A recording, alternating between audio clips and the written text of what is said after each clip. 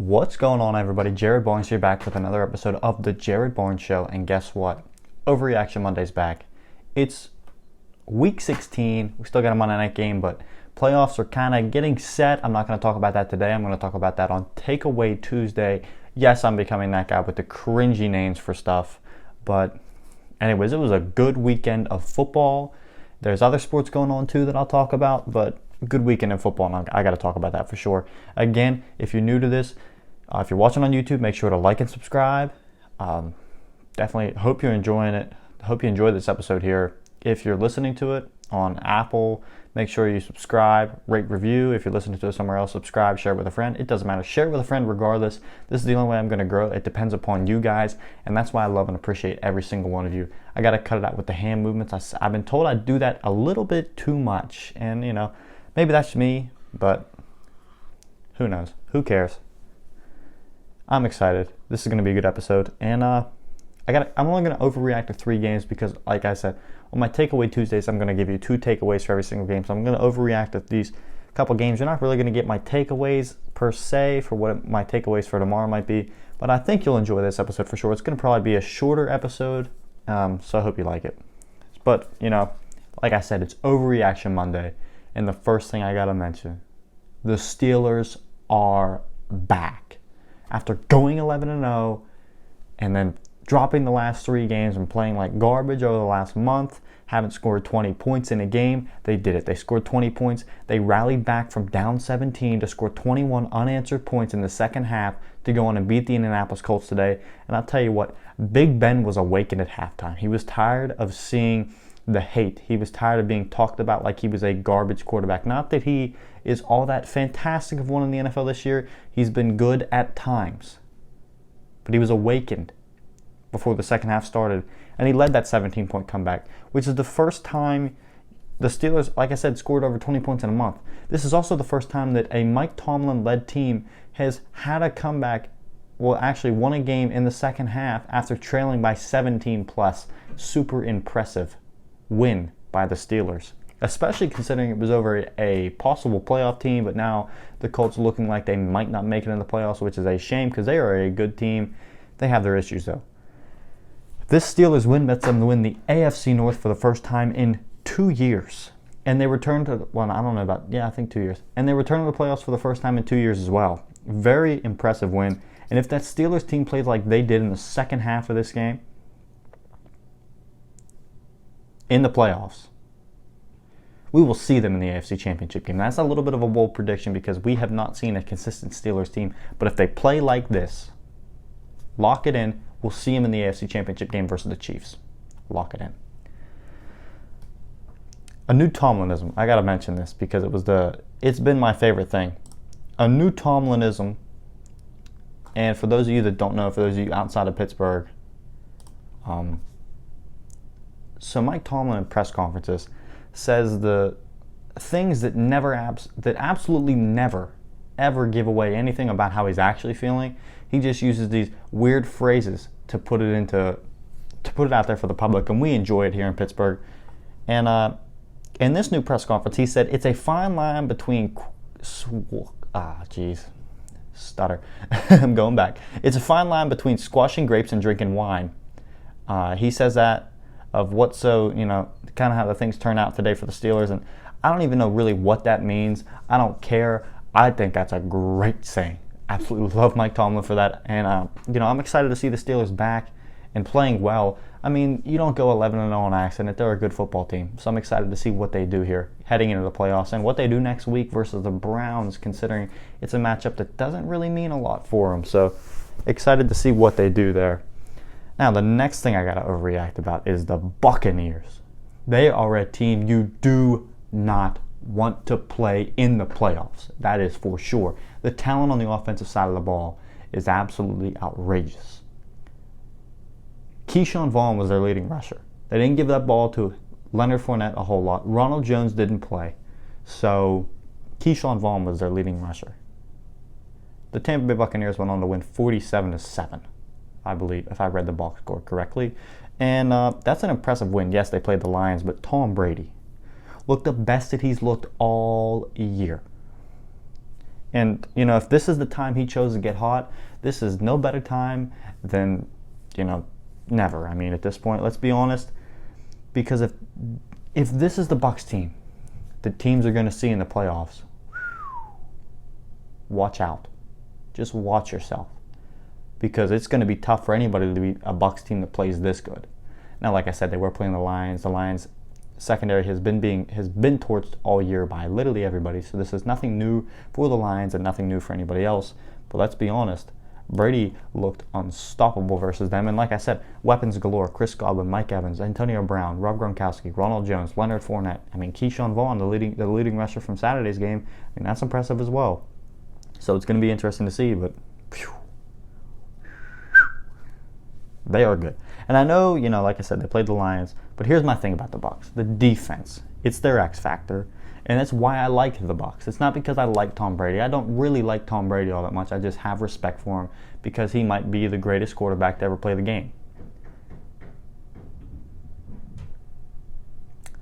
And, the thing about the Bucs is if they get pressure, which, they're not bad at, they could be the best defense in the league, or the second best defense in the league, wherever you want to put them. They have great speed at the linebacker position with Devin White and Levante David, which I absolutely like the speed there. They have a great front seven that I really like. If they can get rushing the passer, it's very tough to stop them defensively.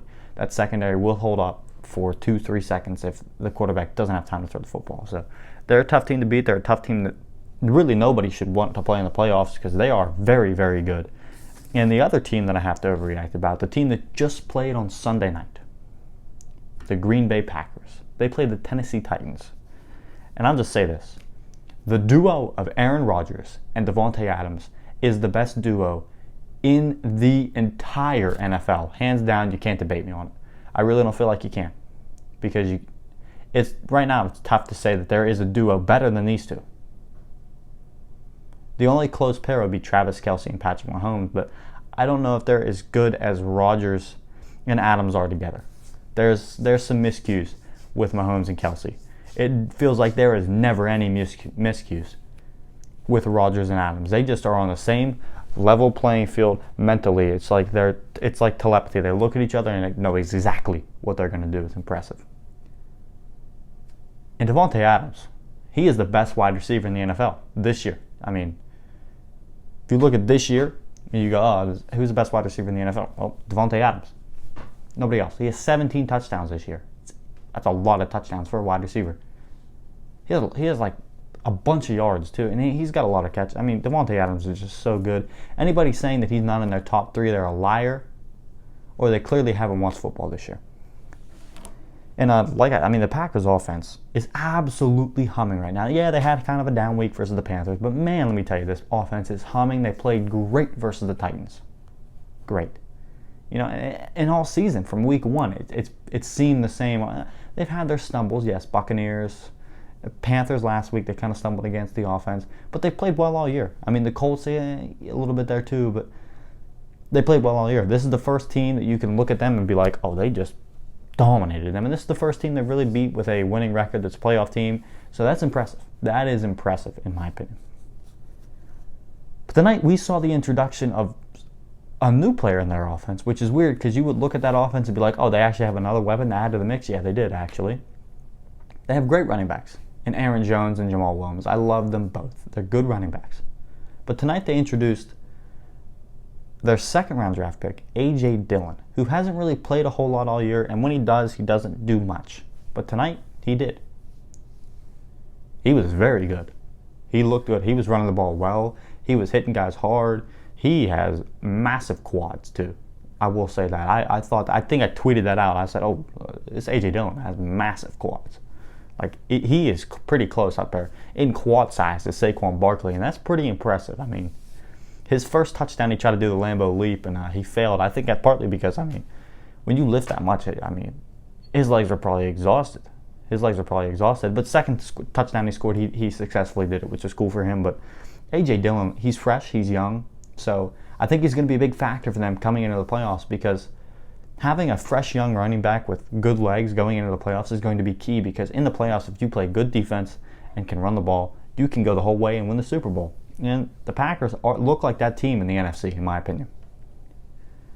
It's also kind of cool because I like A.J. Dillon. I've been a fan of his since college. So to see him finally do something in the NFL now has been very fun for me. I mean, that was a fun game to watch for me, just to see A.J. Dillon do his thing, because I absolutely love the guy. He's so fun to watch, in my opinion. But let's talk about that Packers run defense, because normally they're pretty bad. Let's be honest. If you've watched anything over the last 2 seasons with the Packers, you know that if anybody has a decent running back, they are going to run all over the Packers. I mean, they had in the NFC Championship game last year, they gave up 175 yards before contact. I don't know the stat right off my head. I just know it's a high number. Okay? It's terrible. It's like Swiss cheese. Just kind of a nod to the cheeseheads up there in Wisconsin. But, man, their run defense is bad. But tonight they played maybe the best running back in the NFL in King Henry.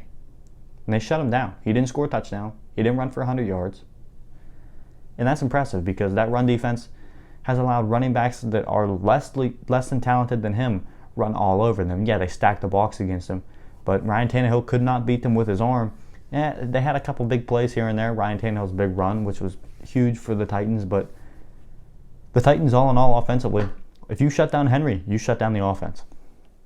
And that's what the Packers did tonight. They did their best to shut down Henry, and they successfully did it. He didn't run for 100 yards. He didn't run for a touchdown. I mean, that's impressive. This is the Packers team that we see in the playoffs. No one will beat them. You might as well book their ticket right now to the Super Bowl, because they are just that good. And that offense was humming. If it continues to do that in the playoffs, which I was shocked to see them come out and throw the ball as much as they did in the snow. But that was impressive. I'm excited for the Packers to watch them in the playoffs, because they're going to be a good team. They pretty much clinch home field advantage. They have to win next week, I guess. I'm not sure how they have the win over the Saints.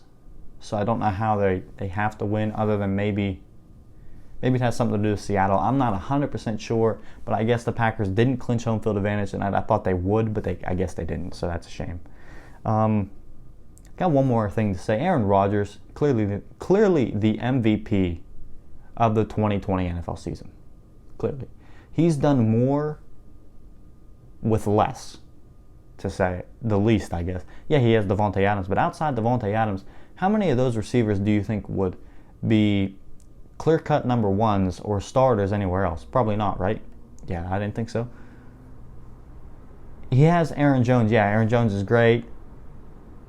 Aaron Jones, not in that elite. He's in a good running back territory, which is okay, he would start everywhere in the league. You would get probably the same production out of him almost pretty much everywhere at this point. So yeah, I think Aaron Rodgers is MVP. He has more touchdowns. He has very little interceptions. He threw on the night, but yeah, he still has 5 interceptions on the year to 44 touchdowns. That's an insane ratio. He's got over 4,000 yards. He's reached milestones after milestones this season. So I think Aaron Rodgers should be MVP. You can make a debate otherwise for Patrick Mahomes, but again, I think if you just look at the regular season this year, you could see that there is one quarterback clearly better than the rest, and that's Aaron Rodgers. I've been a big Aaron Rodgers for MVP guy since week 1, and I think it is Rodgers' award this year for sure. Now on to some other stories. I was going to talk about the NFC AFC playoff picture, but I couldn't, get all the info I was looking for, so I am going to talk about that in tomorrow's episode of Takeaway Tuesday. And instead, I will talk about the NBA. We're about 3 games in for most people. We're a couple days into the season. Feels kind of like a bizarre world, to say the least. It's early, like I said. But if I would have told you that the Cavaliers, the Magic, and the Pacers were all going to start 3-0, would you believe me? Because that's true. And I don't believe it either. But that is their records, and it's shocking. And it's just weird. Like tonight, the Clippers, they were the team that I kind of like Western Conference, not favorites, but they're pretty high up there in the odds to win the Western Conference, and they just got absolutely trashed by the Mavericks tonight. They just took a dump on the court, pretty much, because they got destroyed. They only scored 27 points in the first half and were losing by a score of 77-27 to end the first half. The Mavericks were just pounding them to death. That 50-point deficit in the first half is the largest deficit at the end of the first half in the shot clock era in the history of the NBA. That's terrible. At one point, the Mavericks led by 57 and led by 40-plus points for about 34, almost 35 minutes of the game.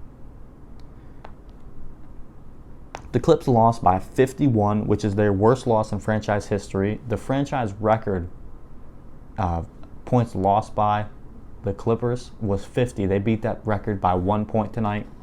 The Clippers, they shot 4 of 33 from the three-point line. Now, for those of you that know and follow the NBA, you know that they were missing Kawhi Leonard tonight, and it's going to be a while before they have Kawhi Leonard. He suffered that very serious mouth injury where he had to get 8 stitches on Christmas Day, and I mean, he got absolutely bumped in the mouth. Whether you say it was intentional or not, it very much could have been intentional. I don't know. I watched it and was like, it could be, could not be. I'm not going to be the guy that makes that judgment call because I wasn't a ref there. And it looked like it could have been intentional, but I'm not going to say that it was because you're coming down, you move your arm, who knows. But it was a kind of a gross injury, and it's going to be a while, definitely, before they get him back. And they're in bad shape without Kawhi. That team is not very good without Kawhi at all. And honestly, it was one of the poorest showings of basketball I've seen from a team that's supposed to be a good team in a very long time. I mean, it felt like it was the Knicks in disguise out there on the court. I mean, that's the only way I can really put it. It's terrible. Now, like I said, it's early, so I'm not going to really overreact to much about the NBA season other than maybe like the record thing was wild to me. But I don't think I'm overreacting about the Clippers here when I say this. Without Kawhi, if Kawhi's out for an extended period of time, something else happens, and then they don't have Kawhi, this Clippers team is not a playoff team. Not in the West. No way. They are bad. It was poor. And, that's kind of all I got to say about the NBA because, like I said, there's not a whole lot going on. The season just started. The storylines haven't even begun to take place. But shout out to the Mavericks for just seeing that this team was weak without Kawhi and just, hey, put that to them. You do you. Good for you, Mavericks. Good for you. Now, I don't talk about baseball all that often, but I got some baseball news, and like I said, this is going to be a short episode. It looks like it's only going to be 20 minutes. So, yeah, I got a couple things to talk about in baseball, too, specifically, and it was trades. Josh Bell, he was traded from the Pirates to the Nationals this weekend. And now, Pirates fans, we're grieving because we lost the best player on our roster, but we're not grieving too bad because we already knew we stunk and we already knew we were bad. So we're not too upset. But Josh, he's a great hitter. He's got great power, but he can be inconsistent. And he was the best player on the Pirates that really the Pirates had left, let's be honest. So I hate to see him go as a fan of the Pirates. And yes, I am a fan of the Pirates. It's tough to be a fan of the Pirates, especially considering that they will never win because they don't want to. That's just my personal opinion. They will never be a winning organization. They will never win a World Series. And they will never really consistently win because they just don't want to. The owner does not want them to. But like I said, he's kind of inconsistent. And if he can play consistent for the Nationals, good for him. Wish him well. But I doubt that he's going to be all that consistent there. The Nationals, though, a lot better organization, so maybe he figures it out. But if not, hey, wish you well, Josh. And the other thing I got to talk about in baseball is this other big trade that just happened. Blake Snell, he's going to be traded to the Padres to the Rays. And, wow is all I can say. I love this move by the Padres. They are aggressive this season. Their names have been thrown up in a lot of trade discussions, and I like that. I like when you're willing to make moves because they know they have a roster right now that can possibly make a run at the World Series. And I like it. I already liked their roster before this move, and now this adds even more depth and more talent into their pitching rotation. So So I'm excited to see what the Padres do this year. Now, it was interesting for the Rays. This is kind of a thing they do. They'll trade away, good pitchers, get a great haul for them, and just kind of keep building what they have. They have a great farm system there, so they'll be fine. But, they got a good haul again. They normally tend to get good hauls when they trade a good pitcher away, but this is a massive loss for them at their pitching depth and their talent level down there at the pitching ranks. They already lost one guy already to the Braves, so that's a shame. And they just not trading Blake Snell. And this trade has not been finalized yet because there has to be physicals that are done, but I doubt that it's going to get, not turned down and stuff. So, I don't know. Kind of excited for baseball to return, believe it or not. Oh, and more for the Pirates fans. I guess Gregory Polanco broke his wrist, so the best player we have left is also injured now too. So, yeah, what a shame. But anyways, I'm kind of excited for baseball to return because last year I kind of started liking it a lot more than I have in the past and started following it. So it's going to be cool. Anyways, tomorrow I'll have another episode out, Takeaway Tuesday, and I have another couple videos out this week. I have a plan to do best of 2020 sports, like a top 10 list, so we'll see if I can get that out by New Year's Eve. That's the plan. I wouldn't have it out by Tuesday, but it doesn't seem like that's going to happen with my work schedule. Hope you understand. Anyways, thanks for checking out this episode. Hope you enjoyed it. I'm Jared Bard signing off. Have a great week. Stay safe and enjoy yourself. Peace.